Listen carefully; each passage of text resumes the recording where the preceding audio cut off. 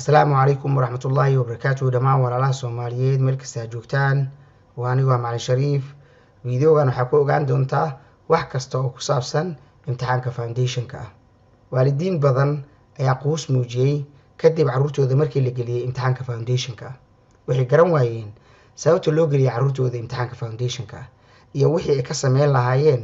si ay carruurtooda u galaan imtixaanka sare ama higher tier videogan waxaad ku ogaan doontaa wax kasta oo ku saabsan imtixaanka foundation-ka ah iyo tallaabooyinka aad qaadi karto waalid ahaan si carruurtaada ay kugu fariistaan imtixaanka sare haddii aad ku cusub tahay janaalkan subscribe saar lana wadaag walaalaha kale janaalkan waxaad ka helaysaa wax kasta oo ku saabsan waxbarashada carruurtaada iyo amnigooda internetka maadooyinka intooda badan sida maadada Ingiriiska iyo maadada xisaabta waxay lahaan jireen 3 imtixaan higher oo ah imtixaan sare intermediate oo ah imtixaan dhexe iyo foundation oo ah imtixaan hoose 2010kii wixii ka dambeeyay waa la joojiyay arrinkaas oo waxa lagu bedelay 2 imtixaan oo kaliya higher iyo foundation imtixaan sare iyo imtixaan hoose imtixaanka sare iyo imtixaanka hoose waxaa loo ogolaaday oo kaliya 2 maado maadada sayniska iyo maadada xisaabta maadooyinka kale oo idil ma laha imtixaan foundation ah oo ardaydu idil waxay fariisanayaan hal imtixaan oo ah imtixaanka sare waa maxay ujeedada loo sameeyay foundation tier ama imtixaanka hoose foundation tier ama imtixaanka hoose waxaa loogu talagalay in lagu yareeyo culayska iskoolaadka iyo macallimiinta ay kala kulmaan ardayda awoodooda waxbarasho ay hooseyso in loo diyaariyo imtixaano adag iyo ardaydan inaysan ku imaanin niyad-jab aysan ka soo waaqsan marka ay fariistaan imtixaanaadkan adag marka imtixaankan waxaa la gelinayaa ardayda hiigsanaysa grade 5 iyo wixii ka hooseeya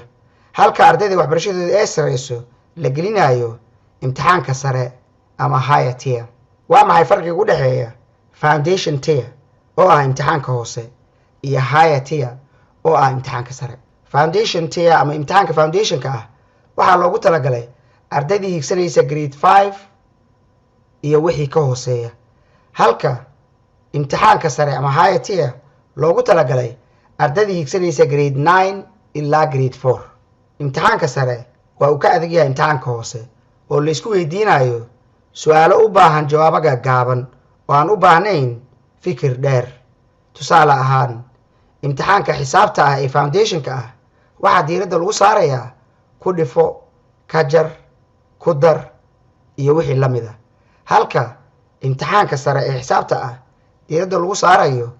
equations iyo algebra waa maxay faa'iidooyinka imtixaanka sare canugaaga haddii uu fariisto imtixaanka sare wuxuu u baahan yahay buundooyin yar si uu u helo grade sare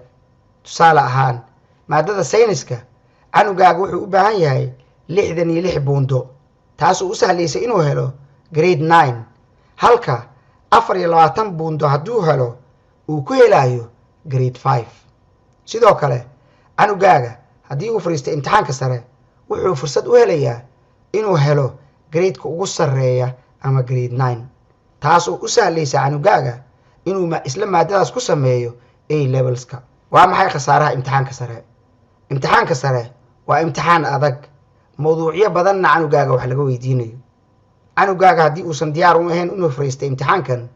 waxay dhaawici kartaa kalsoonidiisa maadaama mawduucyada wax laga weydiinayo ay fara badan yihiin imtixaankana guud ahaan uu yahay mid aad u adag waa maxay faa'iidooyinka imtixaanka hoose ama foundation tier mawduucyada la baranayo waa ay kooban yihiin sidaa darteed canugaaga waqti yar ayay ku qaadanaysaa inuu ku barto practice badanna uu ku sameeyo si uu ugu fiicnaado taasoo ka yareynaysa canugaaga culayska isku buuqa iyo walaaca badan ee imtixaanaadka inta badan su'aalaha imtixaanka hoose ee foundation-ka ah waa su'aalo canugaaga uu kala dooran karo iyo su'aalo u baahan jawaabo gaaban oo aan fikir dheeraada u baahnayn waa maxay khasaaraha imtixaanka hoose ee foundation-ka ah grade-ka ugu sarreeya ee uu canugaaga heli karo haddii uu fariisto imtixaanka hoose waa grade 5 taasoo caqabad ku noqon karta canugaaga haddii uu doonayo inuu sameeyo maadooyinka u baahan sayniska, sababtoo ah dugsiyada sare iyo jaamacaduhuba gareedka ugu hooseeya ay qaataan waa grade 6 oo ma qaataan grade 5 iyo wixii ka hooseeya. imtixaanka hoose canugaaga wuxuu u baahan yahay buundooyin badan si uu ugu baaso. tusaale ahaan, canugaaga wuxuu u baahan yahay 39 buundo si uu u helo grade 5, halka haddii uu fadhiisan lahaa imtixaanka sare oo u baahnaa lahaa oo keliya 24 buundo si uu u helo grade 5. taasi macnaheedu wuxuu yahay canugaaga haddii uu fadhiistay imtixaanka hoose oo uu doonayo inuu helo grade 5, buundooyinka uu u baahan yahay waa ay ka sarreeyaan buundooyinka uu u baahnaan lahaa imtixaanka sare isla gareedkaas. yaa gaara go'aanka lagu gelinayo canugaaga imtixaanka hoose ee foundationka ah? inta badan go'aanka lagu gelinayo ilmahaaga imtixaanka hoose ee foundationka ah waxaa gaara macallimiinta canugaaga iyo madaxa waaxda ama head of departmentiga. macallimiinta canugaaga go'aankooda waxay ku saleynayaan hadba dhibcaha uu ka keensaday canugaaga imtixaanaadka laga qaado, sida mock examka, unit testiga, termly assessmentiga iyo graded exerciseka. sidoo kale waxaa la qiimeynayaa attitudeka canugaaga iyo sadka uu fadhiyo. haddii canugaaga uu fadhiyo sadka koowaad ilaa sadka afraad waxaa la gelinayaa imtixaanka sare ama higher examination. haddiise uu fadhiyo sadka shanaad iyo wixii ka hooseeya waxaa la gelinayaa imtixaanka hoose ama foundation. goormee ayaa loo sheegayaa canugaaga imtixaanka uu fadhiisanayo? canugaaga waxaa loo sheegayaa imtixaanka uu fadhiisanayo bilowga yeetanka, oo waxaa suurtagal ah canugaaga haddii uu dadaal muujiyo oo ay waxbarashadiisu kor u soo kacdo in loo gudbiyo imtixaanka sare oo uu sidaas ku fadhiisto imtixaanka sare. caadi ahaan waqtiga kama dambaysta ah ee canugaaga loo diiwaan gelinayo imtixaanka uu fadhiisanayo waa 21 Febraayo sanadka uu canugaagu yahay 11. laakiin canugaaga fursadiisa halkaas kuma eka. haddii uu dadaalo oo ay waxbarashadiisu kor u soo kacdo waa laga bedeli karaa. kama dambaystuna waa 21 Abriil, bil uun wax ka yar maalinta uu fadhiisanayo imtixaankiisa. waalid ahaan maxaad samayn kartaa? ku dhiirigeli canugaaga inuu samaysto revision timetable laga bilaabo maalinta uu noqday yeetanka. revision timetableka wuxuu noqon karaa waqti go'an oo uu canugaaga ka shaqeynayo maado gaar ah maalin kasta marka uu ka soo laabto iskoolka. canugaaga waxay soo siinayaan homework. hubi in canugaaga uu ka shaqeeyo leyliyada laga soo siiyey iskoolka.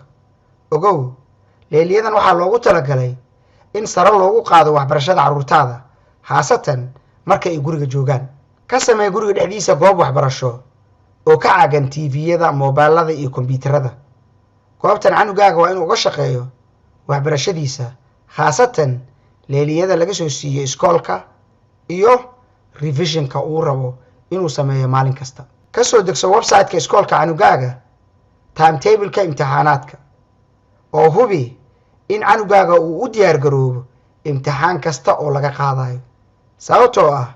imtixaanaadkan waa imtixaanaadka macallimiinta ay ku go'aaminayaan in canugaaga waxbarashadiisa ay hooseyso oo la fariisanayo imtixaanka hoose, ama inay waxbarashadiisa sareyso oo la fariisanayo imtixaanka sare. sidaa darteed imtixaan kasta oo laga qaadayo canugaaga waa inuu u diyaar garoobo si uu u helo buundooyin wanaagsan. haddii ay jiraan maadooyin ku adag canugaaga,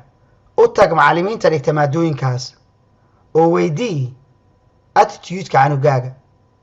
leeliyada la soo siiyo inuu ka shaqeeyo iyo in kale, iyo waxbarashadiisa guud ahaan sida ay tahay. macallimiintan waxaa weydiisataa caawinaad dheeraad ah si canugaaga waxbarashadiisa ay kor ugu soo kacdo. sidoo kale weydii macallimiinta canugaaga hay-adda uu fadhiisanayo canugaaga imtixaanaadkeeda si aad u soo iibsato buugaagta loo yaqaano revision guideka, oo ah buugaag canugaaga uu revisionka ka diyaarin karo si uu imtixaanaadka buundooyin wanaagsan uga keensado. ugu dambeyn, waalidiinta qaar aad ayay uga caroodaan marka ay maqlaan in ilmahooda la geliyey imtixaanka hoose ee foundationka ah. durbe iskoolka ilmahooda ayay aadaan ayagoo xanaaq kala duldhaca macallimiinta iskoolkooda. waalidiintan waxay dalbanayaan in ilmahooda la geliyey imtixaanka sare ayadoo laga yaabo in ilmahooda danta ay ugu jirto inay fadhiistaan imtixaanka hoose maadaama imtixaanka hoose uu ka yara sahlan yahay imtixaanka sare. sidoo kale imtixaanka sare ilmahooda waxaa laga yaabaa inay ka qaadaan niyad-jab aad u baahsan maadaama su'aalaha la isku weydiinayo imtixaanka sare ay aad u adag yihiin. imtixaanku wuxuu u baahan yahay aqoon iyo xirfado kala duwan. sidaa darteed canugaaga waa inuu si wanaagsan u maareeyo waqtigiisa yar ee uu ku diyaarinayo GCSE-giisa goor horena uu bilaabo diyaargarowga imtixaanaadka si uu guulo uga gaaro hiigsigiisa. la wadaag walaalaha kale. waa mahadsantihiin. assalaamu calaykum waraxmatullaahi wabarakaatu.